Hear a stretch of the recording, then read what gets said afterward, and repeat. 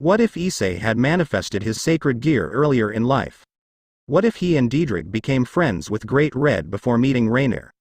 Trained in secret from a young age in preparation for his rival, Issei is shocked when it turns out to be a beautiful silver-haired girl who just transferred to Kuo Academy with her blue-haired friend. Badass Issei x Harem x Femme Valley x Tiamat. Chapter 1 The Delinquent Dragon Emperor. Full summary. What if Issei had manifested his sacred gear earlier in life? What if he and Ddraig became friends with Great Red before meeting Rainier? Trained from a young age to be a badass delinquent in the wingman of Great Red, Issei kept his power a secret in anticipation for the day he would finally fight the White Dragon Emperor. Things don't go quite as expected, however, when his infamous rival turns out to be a beautiful silver-haired foreign girl who just transferred to Kuo Academy with her pale blue-haired friend. How will the devils and angels deal with three extremely powerful dragons going to the same high school? Super strong, delinquent, and less perverted Issei x Harem x Femme Valley x Tiamat. Harem includes all of the canon harem girls, Rainier, Revel, Ophis, Tiamat, Female Valley, etc. If you have your heart set on someone else, PM me or mention it in a review. Chapter 1. Prologue. A 10-year-old boy with golden brown eyes and spiky brown hair stood in his bathroom crying out in pain. His entire body felt like it was on fire as an unbearable itching pain spread over him. He grimaced in agony as he hunched over the sink, coughing up what felt like dirt. From his throat several embers and clumps of ash erupted over the mirror and the counter as smoke began to come from his mouth. He coughed furiously as he looked back up in the mirror. His eyes then glowed green as he coughed up more embers. The boy looked at himself painfully. What's happening to me? From his arm a crimson-red gauntlet then manifested out of glowing red energy. From the back of his hand he could now see a green orb glowing within. It flashed as a voice filled his head. You have awakened me at last, my new host. What? Who said that? Where are you? Issei panicked as he looked around the room. The voice he heard sounded deep and echoic as if it were coming from inside his mind. Whatever created it was definitely not human. I am sealed within you, boy. I am within the Longinus boosted gear that is bound to your soul. My name is Ddraig and I am the Red Dragon Emperor, the voice answered powerfully. Longina what? Boosted gear. Why does my body feel like it's on fire? Issei demanded as he felt his left arm's new red gauntlet. You are the reincarnation of my power, child. The sensations you are feeling are the result of being the host of a heavenly dragon, Ddraig explained. Heavenly dragon? You're a dragon. Dragons aren't real. What the heck is this thing on my arm? Issei shot back as a crimson glow coated his arm. I will explain shortly, but first you must gain control of your power.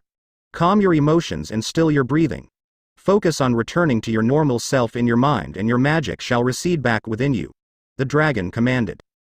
Desperate to get rid of the horrible pain, Issei did his best to focus on returning to normal and attempted to calm down. Much to his surprise, imagining it in his mind actually worked. Before long, the red gauntlet over his arm finally dissipated and his eyes were now back to their natural color. Shortly afterward, the burning sensation finally stopped. Now in a more stable condition, Issei glanced back into the mirror relieved.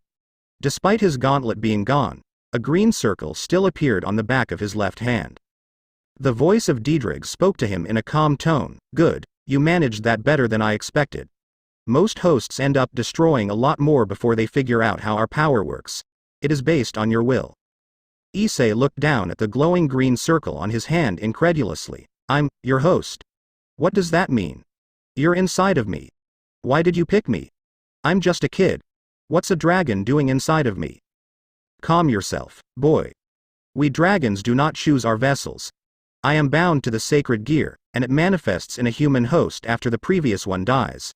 I have no control over where or who I end up with, Ddraig elaborated. Okay, so you're a dragon then. Why's a dragon in a sacred gear? What the hell is a sacred gear supposed to be anyway? Issei asked. Sacred gears are the gifts of God. They are bestowed upon humans by God and enact miracles upon the world. There are thousands of them and they are highly sought after by angels and devils. Your sacred gear is a Longinus, which is a unique and godly type of sacred gear. Supposedly there are only 13 of them. Yours is the Red Dragon Emperor's gauntlet, the boosted gear, the dragon continued explaining. Issei was dumbstruck with the explanation. God? As in the guy floating around in the clouds? He's real? Yes, he is. Unfortunately, my battle with him is the reason why I am currently sealed within your sacred gear. As I explained, I am the Welsh dragon Ddraig. To the rest of the world I am better known as one of the two heavenly dragons, the Red Dragon Emperor, Ddraig patiently answered. You fought God? Just how strong are you? Issei gawked. No angel, demon, or god is a match for the heavenly dragons. Albion and I are greater than even the 5 great dragon kings.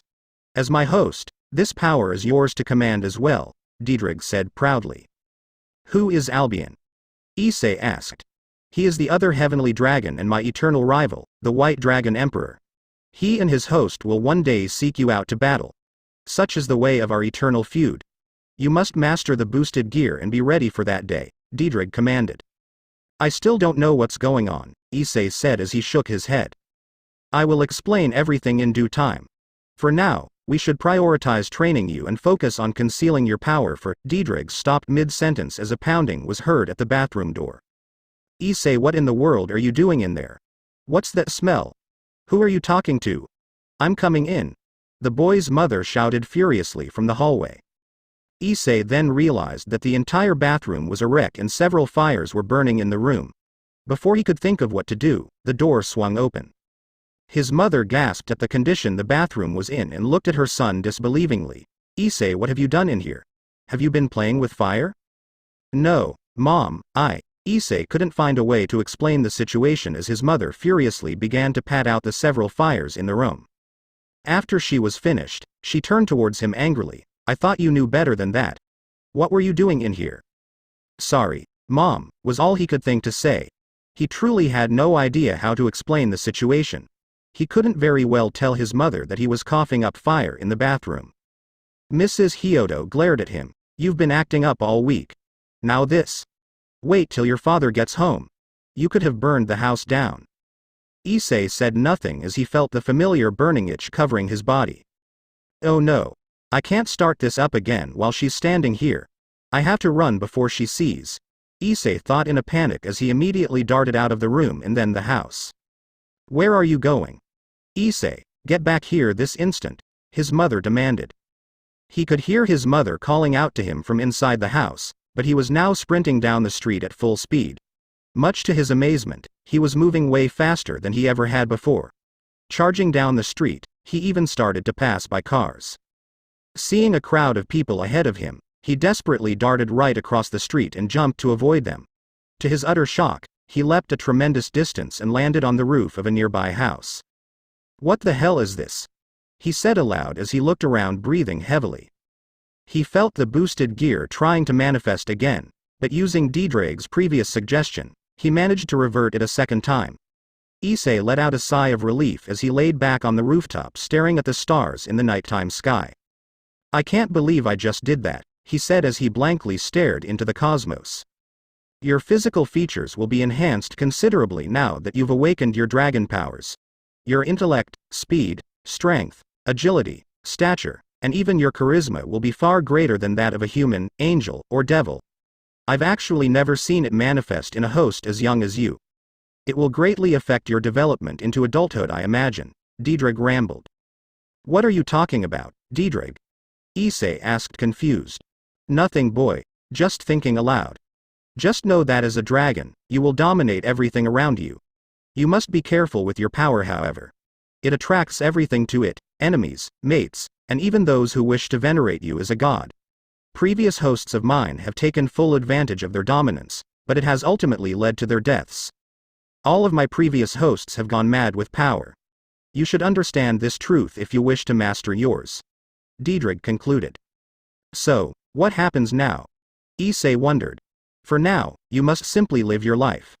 At your age you are still vulnerable to angels and devils, as well as other mythological beings. Until you are older and stronger, I recommend you keep your power a secret. I will educate and train with you every day until I am certain that you are adequate to reveal yourself, the Red Dragon replied. Okay, so start from the beginning then. If angels, demons, and dragons are all real, then what else is real? Issei asked.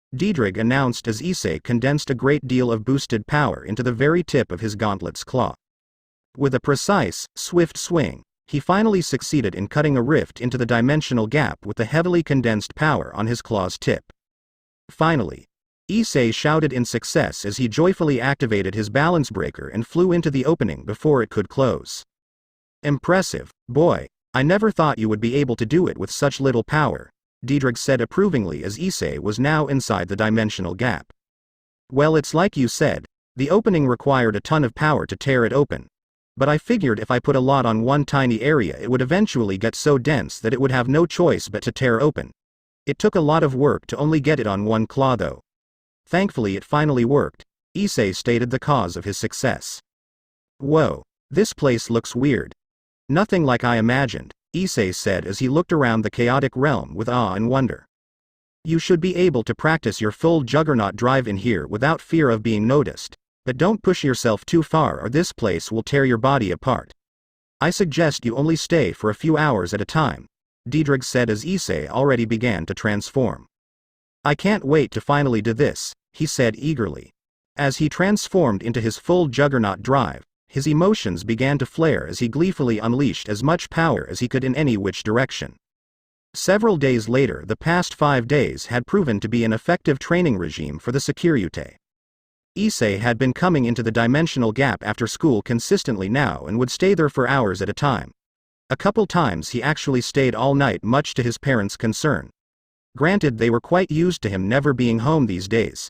The more time Issei spent in the dimensional gap, the more he came to love the place for the sheer amount of solitude and freedom it provided.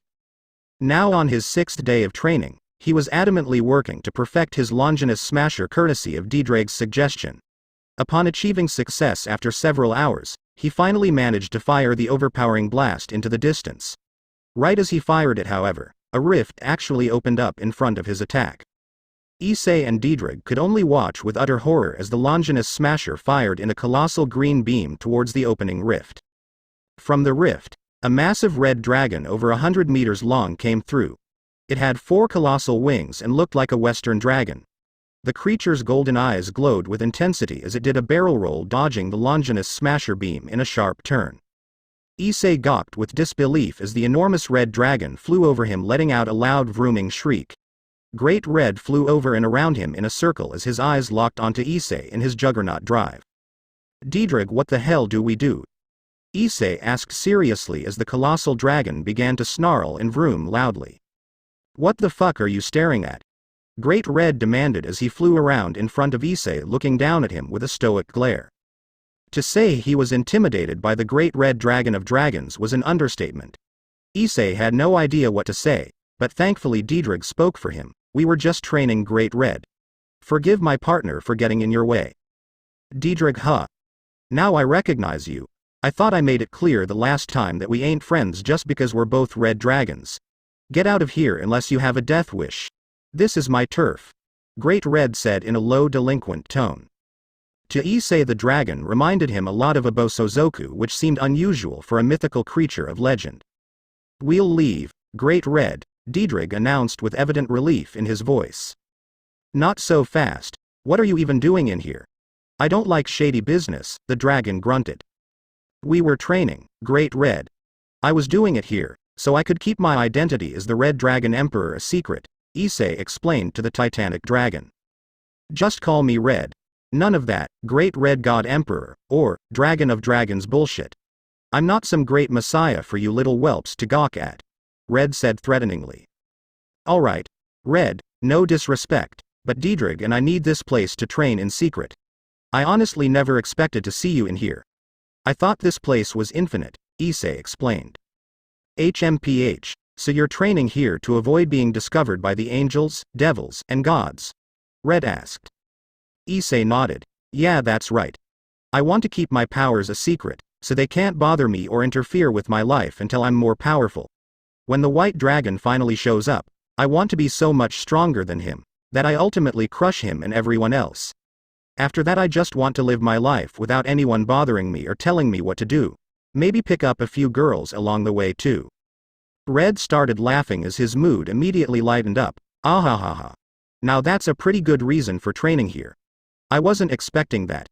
You don't want to rule the world or destroy it. You just want to be free and unstoppable. I like you, kid. You're just like me. Issei, knowing full well what kind of personality Red had at this point, decided to go along with his compliment. Yeah, that's pretty much all I've ever wanted. I don't care much for all this drama between mythical factions. I'm glad that Ddraig encouraged me to not get involved with any of it yet. I just want to be strong enough to where nobody ever fucks with me. Hey, I like that. You and Ddraig are free to hang out here then. Train hard, kid, and stay out of my way if you see me coming, Red said with a chuckle as he began to turn. Seeing an opportunity in front of him, Issei called out, wait. I don't want to bother you or anything, but is it cool if we hang out with you in here? I fly alone. Why do you want to come with me anyway? Red asked strongly. I know you're a badass outlaw and all that good stuff, but I just thought it'd be cool to train with the strongest dragon in the universe, Issei suggested. You're pushing it, kid. I don't have time for that, Red said disapprovingly. Issei frowned beneath his armor. Too bad. I was thinking we could make a dragon gang or something. Eh? Dragon gang, you say? Ha ha ha. Well, that's a first. I don't think I've ever heard that before, Great Red laughed. Ddraig spoke seriously. What are you doing, partner? He's already granted us freedom to train here. Don't antagonize Great Red any further. He just wants to be left alone. Not to mention, dragons by nature are selfish and territorial.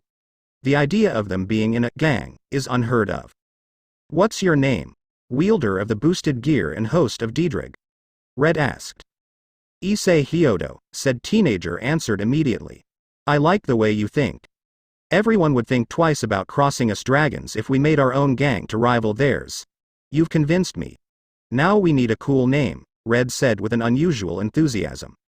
I can't believe he's going for this. Ddraig seemed to be in disbelief that Issei was actually convincing Great Red to train him. The Securite thought for a moment, maybe Dragons of Discord. That's a cool, rebellious name. Ha. You and I are going to be good friends, kid. Let's go flying and I'll train you a bit. If you're gonna be my wingman, you gotta be as tough as I am, Red said enthusiastically. 3 years later, for the past 3 years, Issei and Ddraig would make trips into the dimensional gap to train and hang out with Red. Despite the unusual predicament, Ddraig came to appreciate the situation as Issei had managed to learn a great deal from his new mentor. Great Red taught him many forbidden and secret abilities that would come in handy against the White Dragon Emperor and other beings. In addition to gaining a ridiculous increase in his power, Issei had also grown an additional pair of dragon wings with his sacred gear, now having 4 just like Red did.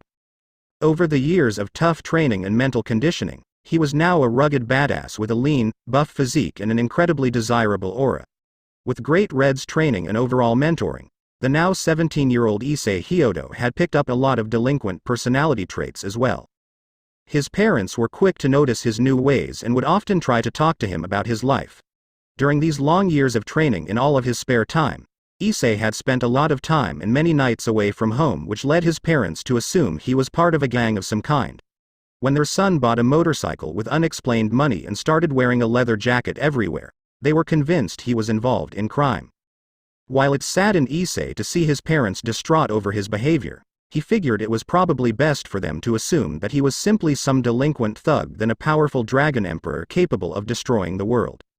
His first year of high school was rather interesting as Issei never actually went to class.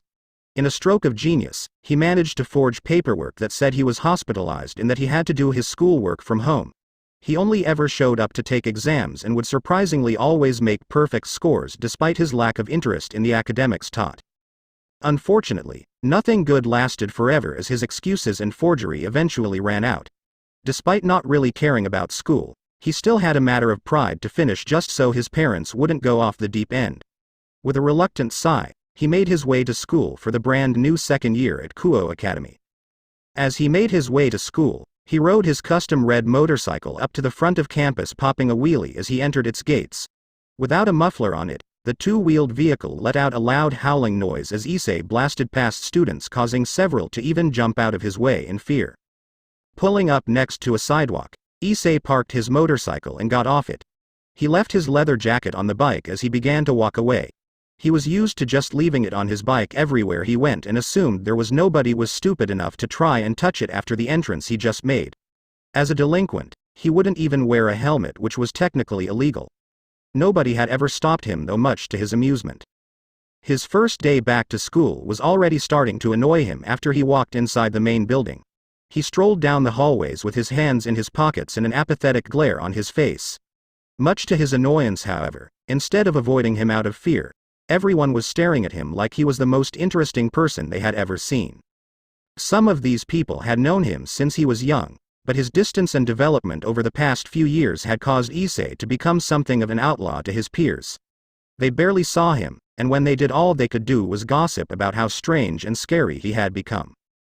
Some people gave him nasty glares as he projected an aura of rebellious apathy that said to the world, "Don't fuck with me." That was only the bravest of the bunch, however. Most people would shuffle out of his way in fear, as the tall, buff delinquent was notorious for being the toughest kid around. Issei found it strange how well known he was by the students of Kuo Academy, considering he was barely there all throughout his first year. Many girls began to freeze up and gawk at him as he passed by. While they were clearly intimidated, some had shameless lustful looks.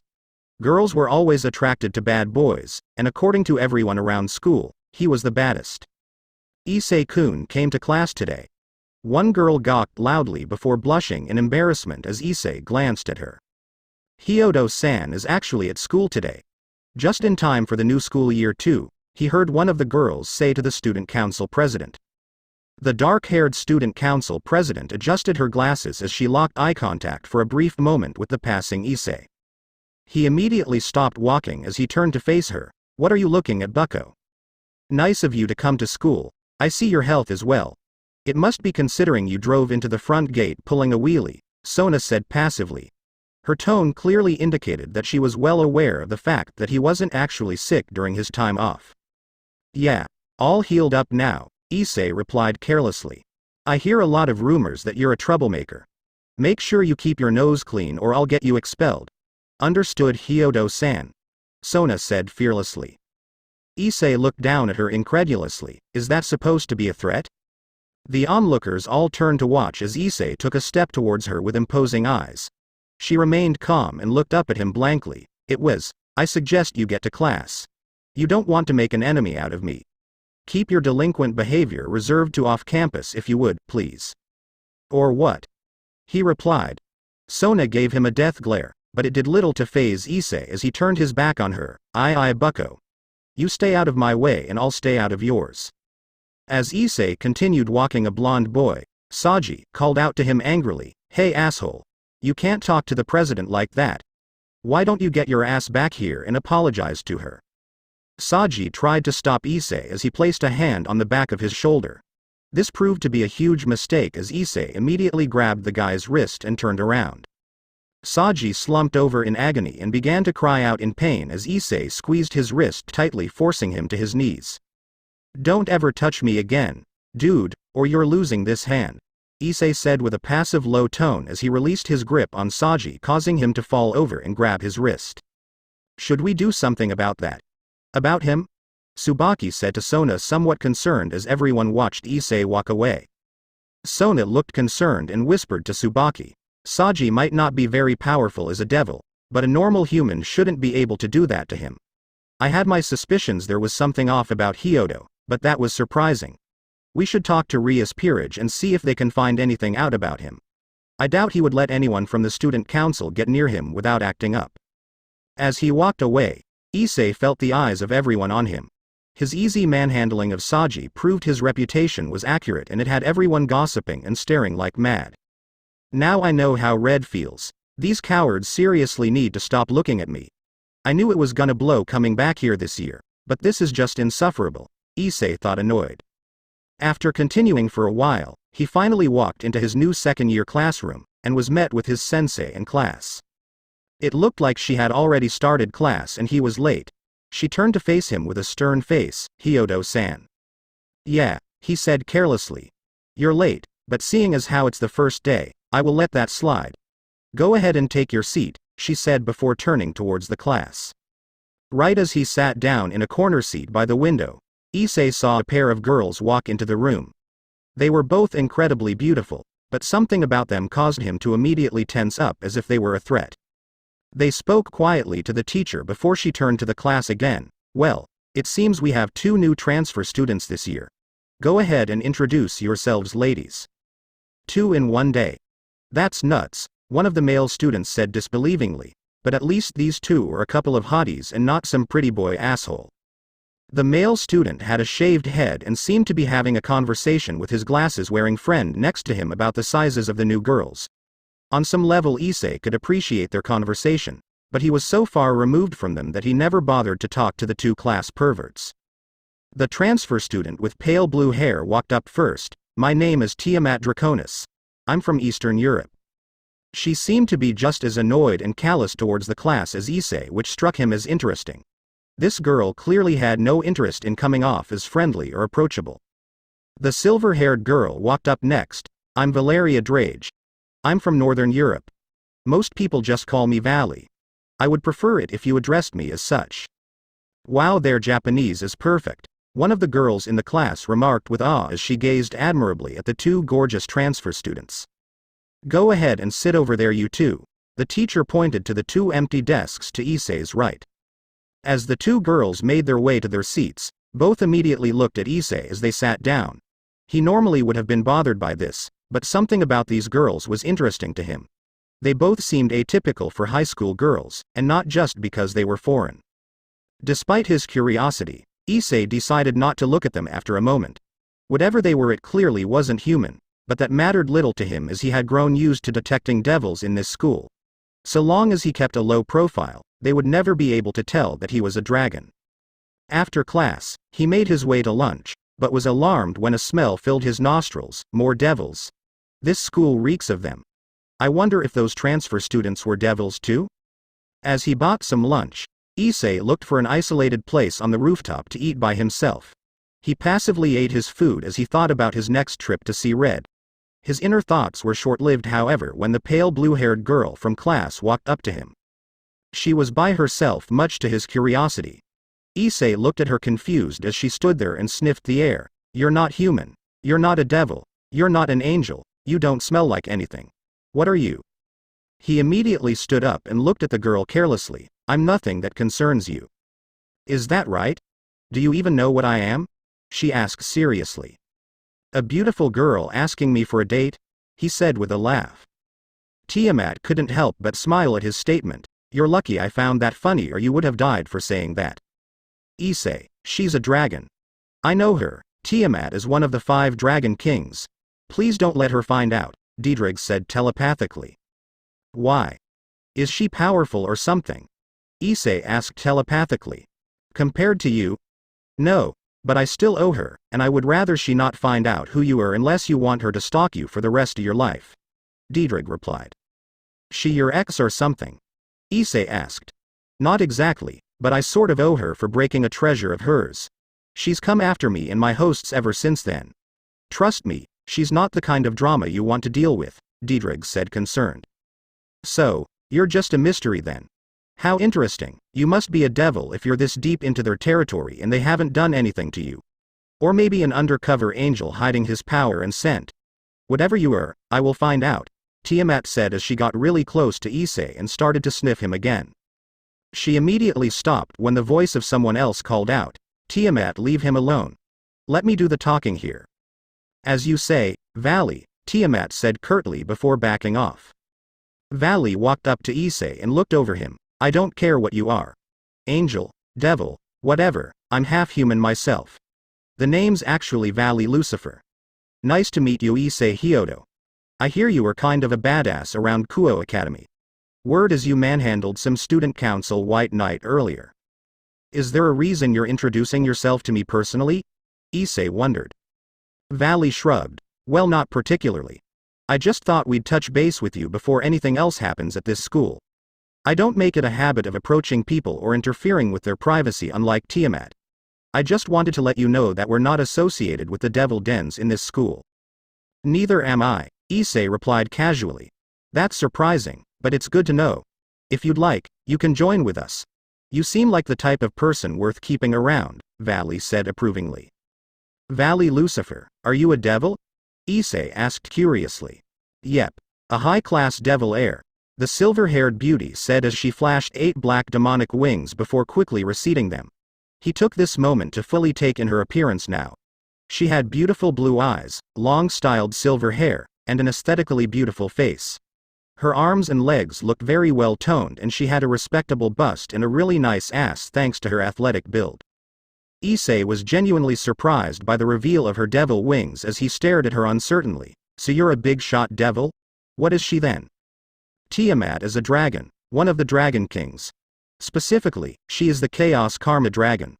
We're allies, and we have been for several years now. Valley explained. What are you doing at Kuo Academy?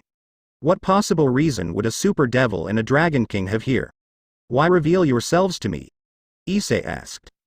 I am looking for allies to join the Chaos Brigade, and this town is rife with paranormal activity, so I was quick to assume it was a good place to scout for a while.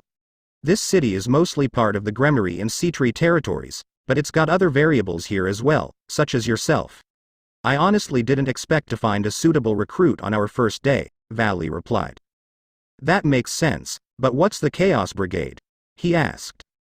A group of individuals that are aligned against the angels of heaven, the fallen angels, and devils of the underworld. We work for the infinite dragon god Ophis, Valley explained. Ophis the dragon god is your boss? Issei said disbelievingly. Yes, and she said this town also had a dragon in it. I'm guessing that's what you were, Valley concluded. Oh shit. Damn, I better play this down if I can. She doesn't know I'm the Red Dragon Emperor. Maybe I can pretend I'm just some other dragon. Issei thought on his feet. Ha, good guess. I am a dragon. Nothing quite as impressive as a dragon king or anything like her though. Issei pointed at Tiamat. Oh, he's a dragon. How come I couldn't tell? That's odd, Tiamat said, shaking her head. One of my special abilities is concealing myself to others' senses. I prefer to keep it that way as angels and devils tend to despise my kind unless we're serving them, Issei explained. Fair point. Though you seem more powerful than a simple dragon and you don't really smell like a human. I also don't know you, and I know all of the great dragons. Tiamat said skeptically. Guess I'm not that great or powerful then, was all Issei said with a shrug. Regardless, we could always use another member of the Chaos Brigade. Besides, I'm sure Tiamat could train you up well, Valley suggested. Look, no disrespect Valley Lucifer and Dragon King Tiamat, but I sort of just do my own thing around here. We can be on good terms, but I don't care much for causes and taking orders from self-righteous people. No offense, Issei replied. So, you just intend to side with nobody? That's ridiculous. If the devils in this school found out what you were, their clans would immediately try to recruit you into their ranks. That or they would kill you. If you're not that powerful, you wouldn't stand much a chance against entire devil clans. You need allies in this world if you intend to stay alive. You can't just hide in plain sight forever. What interest do you even have in the human world? Tiamat protested. It's relaxing for the most part. Honestly, I don't see much a difference between your faction and the angels and devils. It's all pointless politics that literally means nothing to me. I don't care about angels, devils, gods, dragons, and whatever else. I just want to ride my motorcycle, do what I want, and not have some bigwig boss me around. I do that just fine living in this town, Issei said strongly. You're definitely a dragon, not interested in following others, I see. Very well, Issei Hyodo, we won't pressure you to join us. You have my word on that. However, I will take you up on your offer of being friends, Valley said with a sly grin. Friends? When the hell did I tell them I wanted to be friends? Being on good terms is not the same as being friends. HMPH, well, at least they're not being super pushy about the recruiting thing. Besides, these two look pretty, and pretty tough. I guess if it keeps them off my back, Issei thought as he checked them both out. Something about that Valley girl seems strange to me. I can't quite tell what it is, but I have a weird feeling about her. Keep your guard up around her, Issei. She must be very powerful if Tiamat's taking orders from her. I wonder why they're working for Ophis. Ddraig said telepathically. I think Red mentioned something about Ophis challenging him a while back. I'm not sure if that has anything to do with it. We could always ask him when we go back, Issei replied to Ddraig. Friends. That might be pushing it a little. How about this? I'll stay out of your way and wave if I see you in the hallway. And I guess you can eat lunch with me if you want, but that's it. I'm not your lackey, I'm not your ally, and I sure as hell am not your friend. So, don't try cozying up to me, Issei said strongly. For a dragon with little renown, you're awfully bold to talk to us that way, Tiamat said with a low hiss. Maybe so, but I don't take shit from anyone whether they're a dragon king or a Satan, Issei countered. Tiamat smiled at his fearless attitude. You've definitely got the right attitude to be strong. I can still train you if you want. I don't see many other dragons these days. No thanks, I'd rather not get mixed up with you two if I can avoid it. You can still eat lunch with me if you want though, Issei said dryly. Suit yourself, dumbass. I've never offered to train another dragon before, but I kind of like you so far. The offer still stands if you change your mind, Tiamat said as she got really close to his face and licked his cheek. Tiamat then left, leaving Valley and Issei alone. The silver-haired beauty cocked her head at him as if deep in thought. Say, that red motorcycle at the front of the school wouldn't happen to be yours, would it? Yeah, it's mine. What of it? Issei asked. It looked pretty decked out. It might even be as fast as mine, Valley noted. You ride? Issei asked surprised. Hell yeah I do. I got my bike imported just the other day. I know you're trying to keep a low profile by avoiding us and all, but if you're up for it we can go riding sometime, Valley suggested as she took her leave. Issei couldn't help but stare at her ass for a moment, almost transfixed by it. He quickly collected his thoughts as he returned to class. As he walked inside and down the staircase, he saw a gorgeous girl with crimson-red hair pass by him in the opposite direction. The two briefly made eye contact before Issei passed her. He looked back at her standing on the stairway to see that she was staring at him. Her sapphire gaze was drilling a hole into him, yet for some reason he wasn't bothered by her staring. He quickly departed shortly afterward as his mind wandered on the encounter. Who is that girl? Her hair was redder than blood, and what was with that look she gave me? She smelled like a devil. Is she the Gremory devil girl that runs the occult club here? I don't think I've ever seen her before. As Issei's mind wandered, he stopped paying attention to his surroundings and ended up walking into someone. It was a blonde guy who looked rather handsome and well-groomed. Issei had no idea who he was, but he accidentally knocked this guy down by walking into him. This seemed to cause a scene as many surrounding girls shrieked and gawked at the scene. Oh my god! Hyodo knocked down Kiba-sama, one of the girls proclaimed loudly. The blonde boy quickly recovered and stood up looking at Issei surprised. It only took him half a second to detect the trace of a devil scent on him. Damn, how many of these things are in this school? Issei fumed mentally. The blonde boy, Kiba, seemed shocked that Issei was able to knock him down by absent-mindedly walking into him. He rubbed the back of his head and gave a friendly smile. You're a lot stronger than you look. Sorry if I got in your way, Hyodo-kun. Huh. He's being respectful. That's odd. He definitely isn't part of Sona's devil den then. All of them are uptight assholes. What did that girl say his name was? Kiba. Issei wondered. Yeah, my bad. I didn't see you.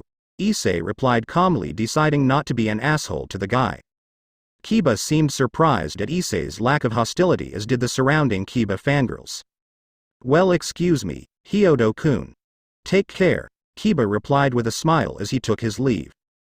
He must be part of the Gremory clan. He didn't seem like a half-bad guy for a devil, Issei thought as he returned to class. End of the day. As he reached his motorcycle at the front of the school, ready to go home, Issei was surprised to see Valley on a badass white motorcycle right next to his. She looked over at him as he walked up. Yo Issei, why don't you show me what that bike of yours can do? Before Issei could respond, Valley revved up her motorcycle loudly, causing a huge scene. Everyone in the front of the school stood around and watched with shock as Issei got on his, started it up, and revved his back at her. Tiamat pulled up on a blue motorcycle right next to them a moment later, nearly running over several students in the process.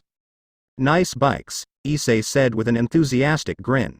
Yours too, Tiamat said, laughing as she did a donut in the street. The Securite grinned as he immediately popped a wheelie and took off down the road. He was surprised when the blue and white motorcycles of Tiamat and Valley slowly caught up to him. Both came up either side of him, and before long Issei realized it was a race. They all tore through town at high speeds, causing many police to come after them, but none managed to catch the dragon trio as they recklessly and obnoxiously raced around the city. This went on for nearly 2 hours before finally Issei came up to his home. He wasn't surprised that Tiamat and Valley had ended up following him there, as they likely wanted to know where he lived. Issei couldn't help but wonder if they intended on using his family against him, but quickly dismissed those thoughts as he realized they would be dead if he ever caught them messing with his parents. "Done already, Issei? That was a blast," Tiamat exclaimed. "They're already calling me by my first name like we're friends or something. That's presumptuous as hell," the brown-haired dragon couldn't help but think. "You never asked if it was okay to call me by my name. I thought I told you we aren't friends," Issei said as Valley and Tiamat traded glances. "Good race, Issei. You won't win the next one though. Take care," Valley said as she gave Issei a seductively sly grin. A moment later both Valley and Tiamat took off, leaving Issei at the front of his house. He sighed for a moment before parking his bike. Just then a terrifying epiphany crossed his mind. Wait a second, they think I'm an actual dragon and not a human. So, if they end up seeing my human parents, they'll assume I'm a human too. And then they'll assume I have a sacred gear. Aw shit. I better avoid bringing them here if I can. It couldn't hurt to come up with a good excuse for when they ask me about it too. I wouldn't stress over it too much. Issei, you're definitely ready to reveal yourself now that you've matured your powers, Ddraig said reassuringly in Issei's mind. Yeah, but it's like you said, the moment I do, all hell will break loose. I at least wanted to get through high school. At this rate I doubt that's gonna happen, Issei replied telepathically to Ddraig.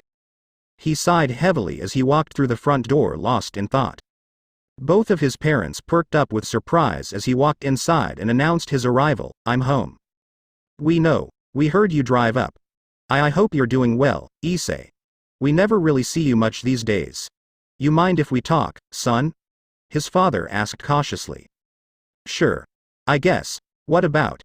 Issei asked.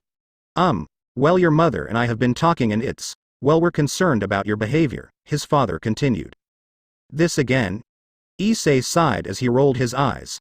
"We thought it was just a phase at first, but you're really getting deep into this delinquent thing, son. You're not involved with the Yakuza, are you?" his father asked, worried. "No, I'm not. I just ride my motorcycle and work. You guys worry too much about me," Issei said casually. His mother frowned. "We never see you with any friends or hear about what's going on in your life. It's like you're never here, like you never want to be here. Why?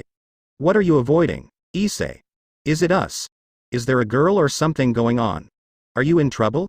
You can tell us, son, we're just worried about you." "I'm fine, honestly. I just have a lot of hobbies," Issei tried to explain vaguely. "Like what? Where do you go? You aren't part of any clubs from what I've heard, and there's rumors that you're a troublemaker at school. I even had one of your teachers ask me if you were recovering from your illness. Have you been skipping school too?" his mom asked. "Not skipping. I still have the highest grades in my class, one believe. I just do things around town. I work on motorcycles and train martial arts. You know, that kind of stuff. I promise it's nothing bad," Issei said reassuringly. "Then where do you get all this money from? How can you afford that motorcycle and all the things you buy for us?" his dad asked. "It's not that much money," Issei said with a shrug. His father shook his head and held up 2 tickets. "You bought us round-trip tickets to a resort in Europe, and paid off my car. Kids don't do those kinds of things for their parents. What your father is trying to say is, we appreciate these things you're doing for us, but it's just hard to accept since you barely talk to your father and me. You don't have to buy us things to make us love you, Issei. We just want to see you around more," his mother said softly. "I totally forgot I bought them tickets for a vacation. That's actually good timing. I can get them out of here for a bit and keep my cover going," Issei thought, relieved. "I wish you guys would stop worrying about me. My grades are good, I make good money, and I have hobbies. It's not as crazy as you make it out to be. I just thought it'd be a good anniversary gift for you," he replied. "We can't accept these tickets, not unless I know how you could afford to buy them," his father said. "I've been working for this international group lately. They pay really well for me to fix their motorcycles. Just take the tickets and go on the cruise," Issei said sternly. His father sighed. "Well, I suppose if you insist. Although why didn't you buy one for yourself as well? I'm too busy with school and work. Speaking of which, I have homework to do, Issei replied. Alright, we love you son. It's okay if you ever want to talk to us. We just want you to know we're here for you, his mother said somewhat emotionally as she moved to hug him. Despite his delinquent personality, Issei still did his best to maintain a good relationship with his parents. After talking to them, he made his way to his room and closed the door. I should go ask Red if he knows anything about the Chaos Brigade, Issei thought as he plopped down on his bed. I wouldn't recommend trying to go tonight or anytime soon. Those two girls are no doubt watching you in some manner. Let their curiosity die down a bit before going. You will regret it if Tiamat finds out you're the Red Dragon Emperor, Ddraig spoke up. UGHH, I hate this crap. I'm so used to hanging out in the dimensional gap that I just can't stand not being able to vent there, Issei sighed. The next day, the following day, Issei's parents left for their vacation. They seemed a bit unhappy about it being on such short notice, but Issei knew they would change their mind once they got there.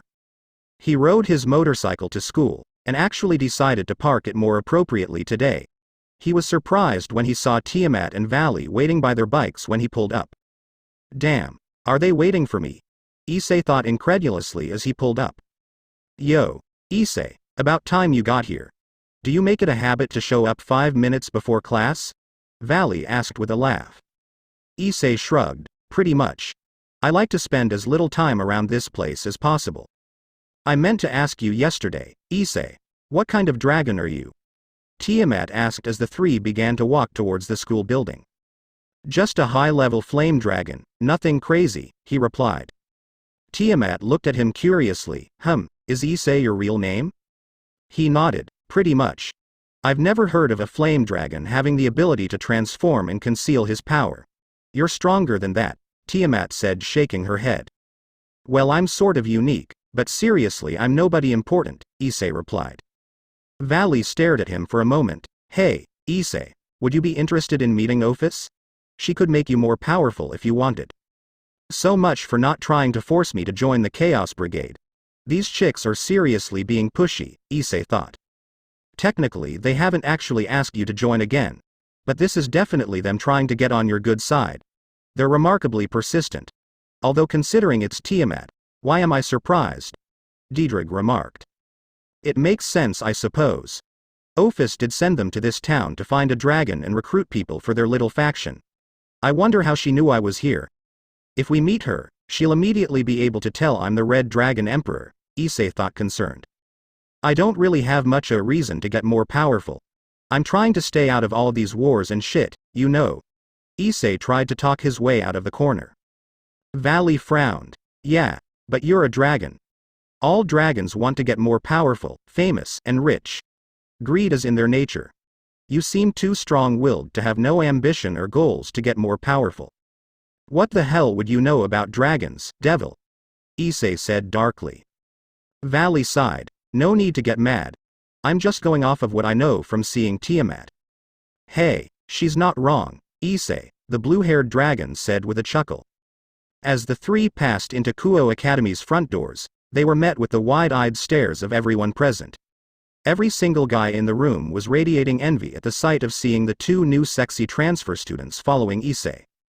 The girls all began to cluck around and gossip like made hens. Issei-kun is hanging out with the transfer students, one declared. They're so beautiful, why are they following that prick? A guy said sadly. Issei appeared even more desirable to all of the girls in the school now as the two bombshell hotties followed him to their class. Is he dating one of them? Both maybe? One girl gasped.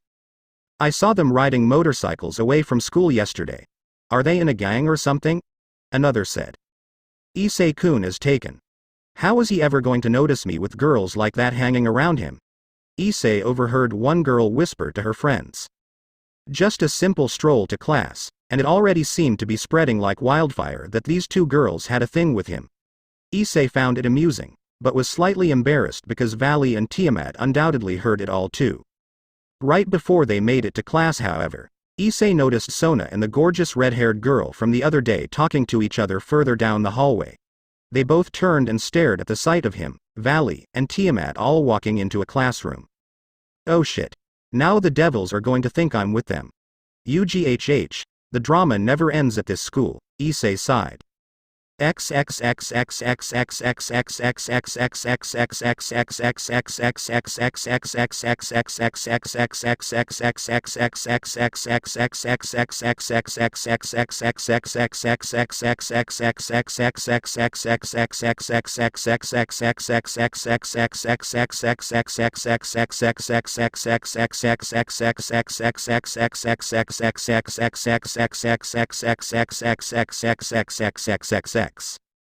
Alright, so there's the first chapter. It's pretty long, but I make it a point to write large chapters. So I hope you enjoy what you've read so far. Thanks for reading and let me know if you liked it. Ch1 of 14 next Chapter 2 Chapter 2. The Calm Before the Storm. The school day was now at its end once again, much to Issei's relief as he made his way out of class. Tiamat seemed just as bored as he was and let out an over-exaggerated sigh. Damn. I thought that was never going to end. I can't believe people actually do this school stuff every day in this world. Issei glanced over at her and shrugged. Yeah, it's pretty lame. Half of the things they teach here are irrelevant to me. Glad I'm not the only one who thinks so, Tiamat said with a grin. Valley shook her head at the two of them. No knowledge is a waste, no matter how insignificant or boring it may seem. There are things I remember learning from my youth that ended up saving my life later on. You just never know with some things. You should learn to value all knowledge, because all knowledge is power. Tiamat deadpanned at her. Nice speech, Valley. But do you really think us learning about Japanese history is a worthwhile endeavor? I know enough about them. I don't care about whatever deity or shrine that lame teacher was droning on about. She lost me whenever she stopped talking about Orochi. Why can't that teacher talk about me and how awesome I was terrorizing Eurasia and Mesopotamia? Ah, Babylon, now those were the good days. I'm sure they were. I imagine having all that ancient knowledge probably makes life around here seem dull in comparison. Issei nodded in understanding. HMPH, it could be worse. You're at least entertaining enough around here, she said with a shrug. I'm not here to entertain you, Your Majesty. I already told you I'm not your servant or lackey, Issei stated strongly. The dragon woman turned towards him with a serious stare. She didn't say anything for a moment as the two briefly locked gazes. Issei took this moment to admire her beauty. Her pale blue hair and tan complexion were certainly an exotic feature that he liked. She was slightly shorter than him, but taller than Valley and most other people around. Her eyes were the most unique thing about her, however. They had a slight reptilian look to them with barely noticeable slits and a golden-green color that had a bluish ring around the pupils. After a moment Issei realized he was staring and spoke up. What? You're not afraid of me? I find that both intriguing and confusing. Most dragons look away if I stare at them like that.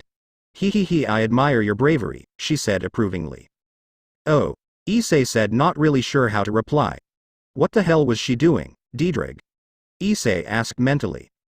That look she just gave you was a territorial stare. Your staring back at her is a sign of you expressing dominance and having no fear. Had you looked away it would have been a sign of subservience to her. Now she's going to think you're more powerful than you're pretending to be. That or assume you're trying to impress her. Both of which are bad, especially the latter. Ddraig explained. Say, Issei. Why do you even go here? What's the point of going to school in this world? Tiamat asked as the three walked down the hallway. Luckily their conversation was quiet enough to not be heard, but they were still noticeable as their presence drew another crowd of onlookers. That's a good point. You look like you're from here. Is there any reason you chose Kuo to live in? I mean, your house looked kind of mediocre for what I'd expect a dragon to live in. Do you live with anyone?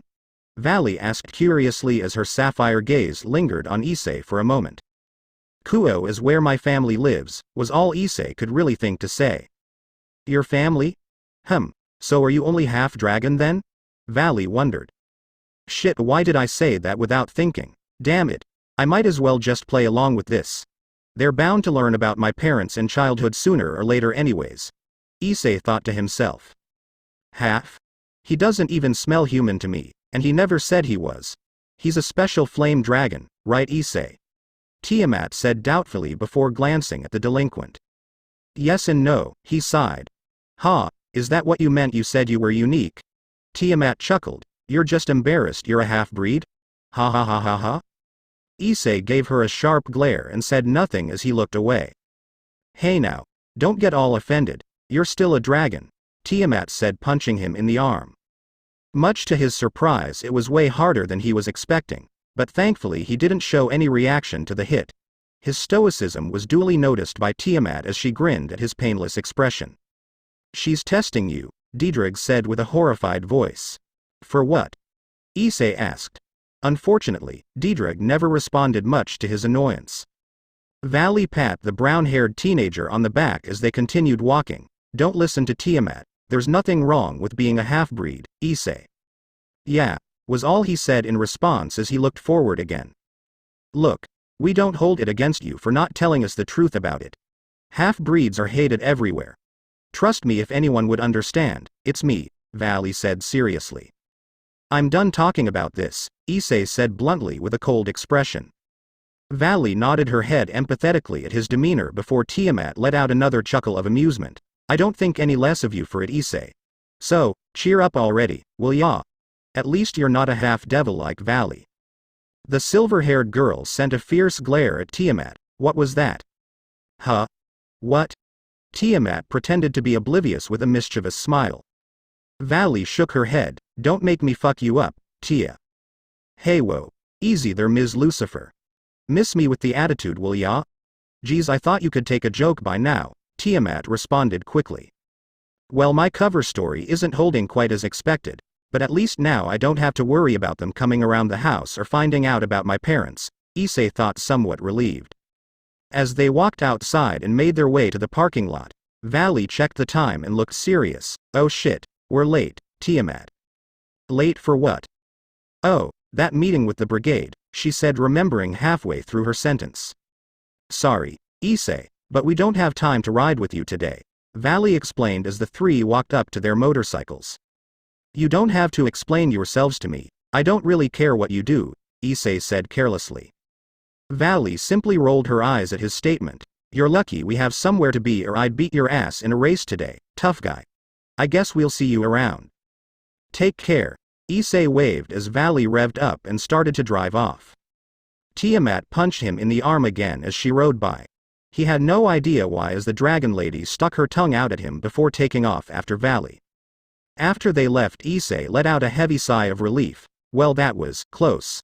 I hope they don't stay here for the rest of my high school life. Those girls are a hassle to deal with and I've only known them a few days.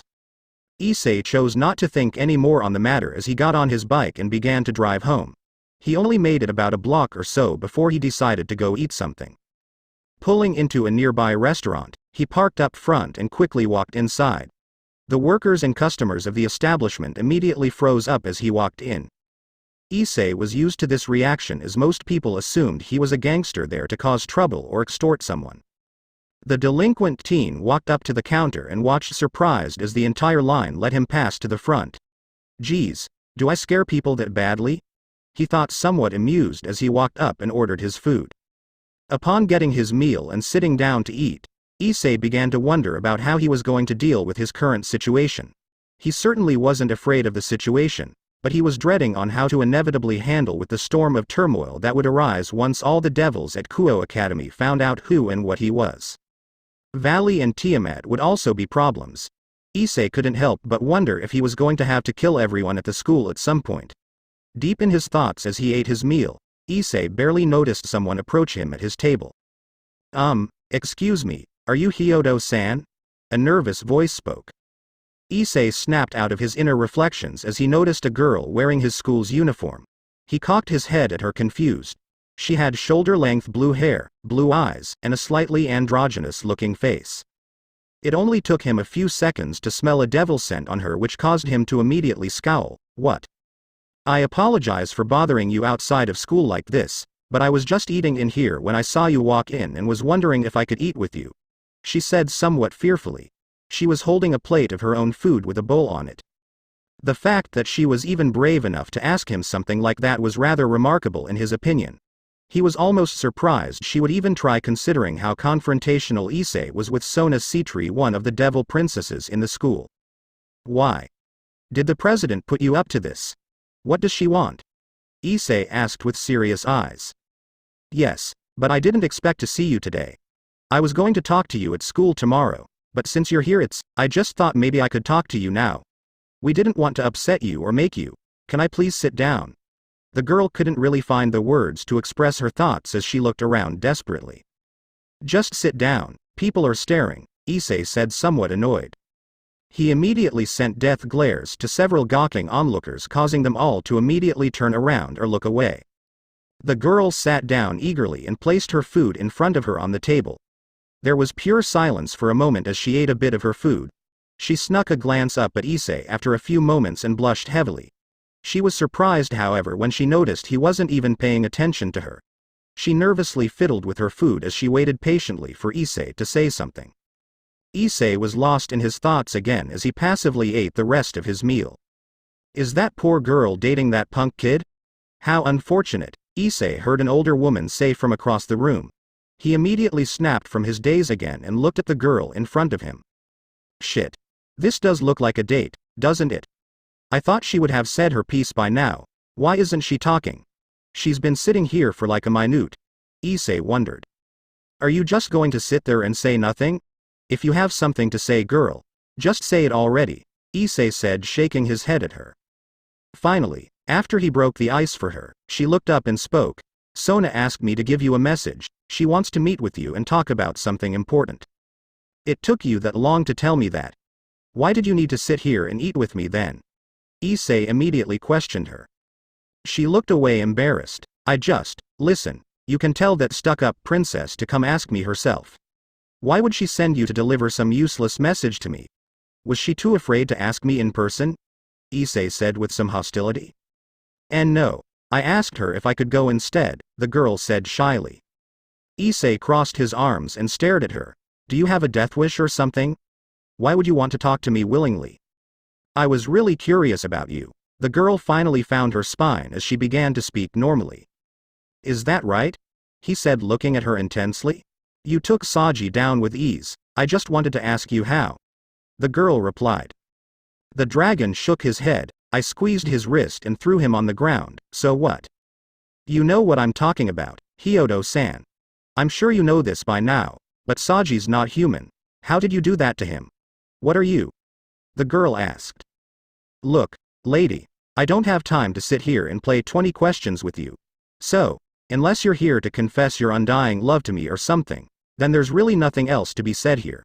Tell the president that I don't deal with this political roundabout bullshit. She can come talk to me in person if she's got something to say to me. If that's all, you can leave now, Issei said strongly as he looked away. A brief moment of silence passed before he turned back and saw the girl blushing heavily. Who says things like that? You want me to confess undying love to you? Is that why you're still here? This should be good. He couldn't help but chuckle, causing the girl to blush with embarrassment. No, of course not. I just wanted to make sure you knew that Sona will probably try to talk to you sometime soon. The girl tried to cover her shame as she stood up and began to leave. No confession, huh? Too bad. You got a name, babe?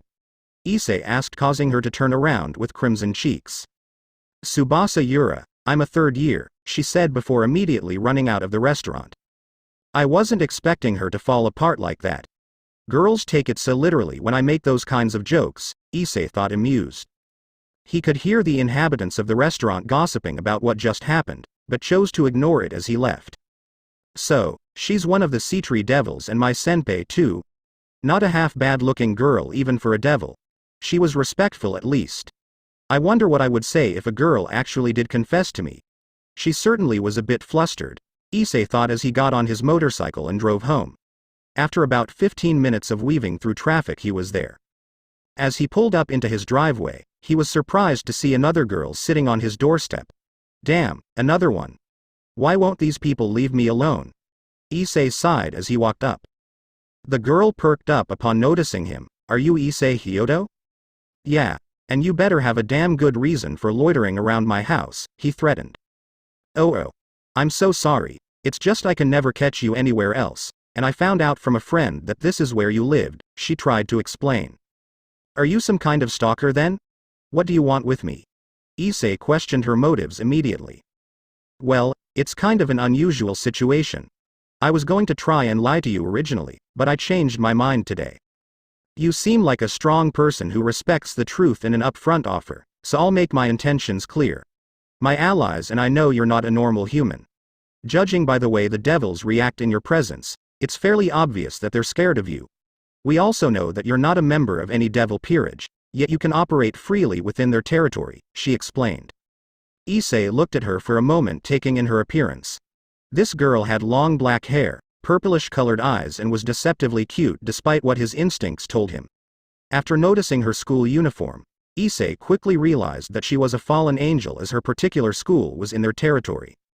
So, you want me to join you instead, fallen angel? Issei asked bluntly. The fallen angel seemed shocked that Issei was immediately able to figure out what she was, but continued speaking carefully. Actually, we would like you to work with us in secret. You're under no obligation to serve us should you accept, but we would greatly value your help if you were to keep an eye on the happenings around Kuo Academy. Issei thought for a moment. Why can't you just do it yourself? You seriously don't have any good spies? We do, but the devils have reinforced heavy security lately after that dragon started attending there. Our boss recently found out that the Chaos Karma Dragon Tiamat was going to your school, and he wants to know why. He sent us to find out but wants us to avoid provoking the devils at all costs. Seeing as how that dragon is always in devil territory, we can't really risk espionage without drawing their attention and starting an altercation. This might be presumptuous to ask, but would you be willing to do it for us? The girl requested slowly. Maybe, but what is it you expect to find out? Issei played along with the idea. We honestly don't know. It could be anything. Please, if you do this for us we would owe you big time, the girl said sincerely. I'll spare you the trouble, Angel. Tiamat is here looking for a dragon, looking for me. Issei gave her an honest answer. She gawked at him, surprised. Really? Yeah, she doesn't give a shit about whatever political standoff you got going on right now. She tried to recruit me into her little posse. I said no, and now she's just hanging around trying to change my mind, I guess, Issei shrugged. I didn't expect you to just tell us right away. Well, I guess that takes care of that, she said slowly. It sure does. You mind leaving now? Issei asked. The dark-haired girl flinched for a moment as her head turned to the side. It looked like something spooked her, judging by her surprised and fearful reaction. The fallen angel quickly turned back to him. Wait, is it okay if I stay for a bit? What? At my house? Issei gawked at her. I mean, I know that sounds, it's just I sense a high-class devil in this neighborhood. If I leave they'll capture me or kill me, the black-haired beauty said, concerned. You can't just teleport away, Issei said, confused. The girl shook her head. Not without them knowing I was here. I didn't expect one to come snooping around this time of day. This has to stay a secret. Lord Azazel's orders. Issei honed his senses for a moment and detected a familiar smell. It's that red-haired girl's scent. She's not nearby just yet, but she's definitely coming. I can stay discreet, but this girl is toast if that Gremory chick catches her. Screw it, I'll let her stay. Before the girl could even react, Issei quickly grabbed her and went inside. Issei then immediately channeled red energy over his hands and pinned the girl on the ground. She yelped as he spread a red cloak of magic around her body.